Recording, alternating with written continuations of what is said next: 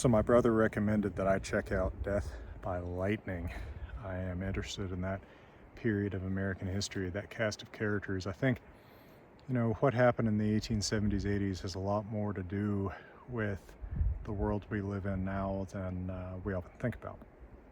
But as I watched this show, a new thought struck me. I thought to myself, Arthur, the president, that reminds me of King Arthur from long ago. And then I dug deeper and I said, well, James Garfield, well, that's Galahad.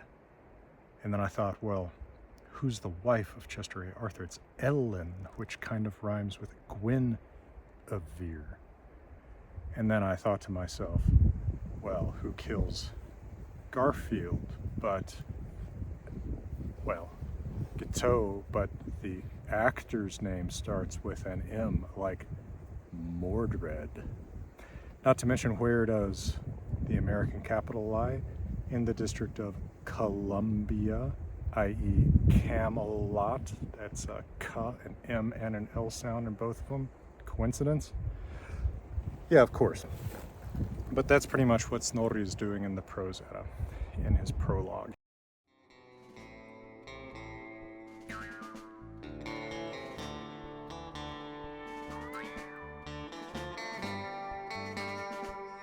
Hey, University of Wyoming.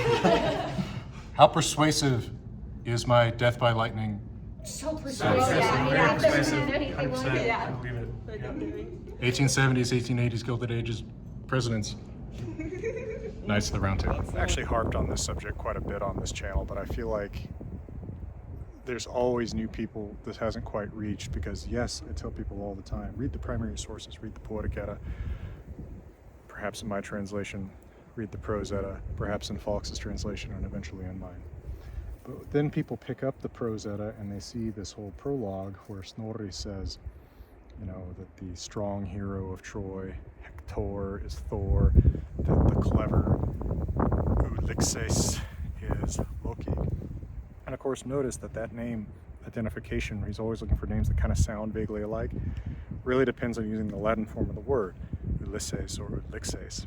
Now, there are Greek dialects that have that L there, right? That's why Latin and Etruscan have a form of the name Odysseus with an L, Ulysses versus Odysseus. But that's not what Snorri is citing it for, right? If you actually read Homer, his name is Odysseus with a D. It's always the D form in epic poetry. So Snorri actually isn't even aware of what Odysseus' name to Odysseus or Homer was, right? He's just trying to cram these names in. And what's going on there is, you know, this comes from Snorri coming from a fundamentally like positive, tolerant place toward his forebears' beliefs. He says, well, they weren't Christians back then. I have all this poetry that I love, skaldic and Eddic poetry that refers to these pagan gods, but he says, but I'm a medieval Christian. I can't entertain the idea that these actually were gods, or that they were right about, you know, how the world was created, or you know, the specific deeds of Odin and Thor and such.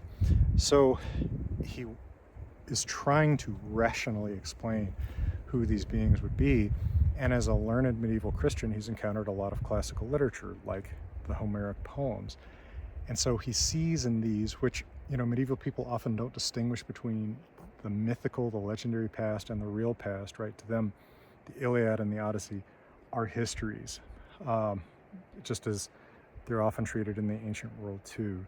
He sees this and he says, here is a great conflict between Greeks and Trojans, and I know who Greeks are, but who are Trojans?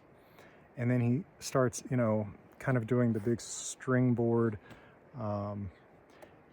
hey man, what if your blue is my red thing? And says, wait, oh no. Actually, all these names are kind of similar, right? Sybil and Siv and Thor and Hector and Loki and Ulysses both have an L. And like, it is kind of clever, but note that there is no reference to Troy or Hector or the Trojan War or any of this stuff in the Poetic Edda, right? And the Poetic Edda consists of poems that on linguistic evidence actually are passed down from a period when people believed in these gods. This is purely Snorri trying to make this okay for his audience. And I'm sure he thought this was really smart and clever, especially some of his identifications like, hey, Osgard, that's a city that's in the middle, kind of above our world. This was also Troy, legendarily located kind of close to the middle of the world from an ancient or medieval perspective, ancient or medieval Western perspective. He is kind of clever. And by the way, lots of people did this in the ancient and medieval world. They tried to find, how are we connected to the Trojans? The Romans did this, of course, with Aeneas, most famously in the Aeneid. Aeneas is there in the Iliad. He's not the biggest character, he's not the smallest character. He gets rescued several times, which makes it look like he's being saved for some kind of future destiny. But the Romans run with this, especially Virgil runs with this and says, okay, well, that destiny he's being saved for is founding Rome. But then, there's the medieval Anglo-Norman, the works about Brutus, who's a son, or I think actually grandson. The Brute Chronicle, I think, makes him the grandson of Aeneas, who founds Britain and names it for himself, right? Brute, Brit, kind of sounds alike. But this medieval drive, which there are more examples of, but those are just two that I can actually specifically cite to you, is, while understandable, not scientific, not scholarly, right? These aren't good explanations of where names like Loki or Thor come from. These are poor explanations now that we can actually etymologize all these names. And we understand that Greek and Old Norse are related languages very, very, very distantly, but not that there's any connection between the Norse gods and the events or heroes of the Trojan War, any more than there is between King Arthur and President Arthur's court.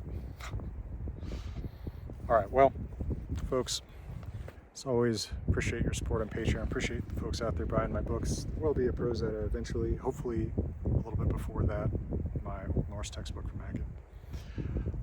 Working on hopefully having a little bit of news about that for you soon. And for beautiful Colorado, I hope you know. Wishing you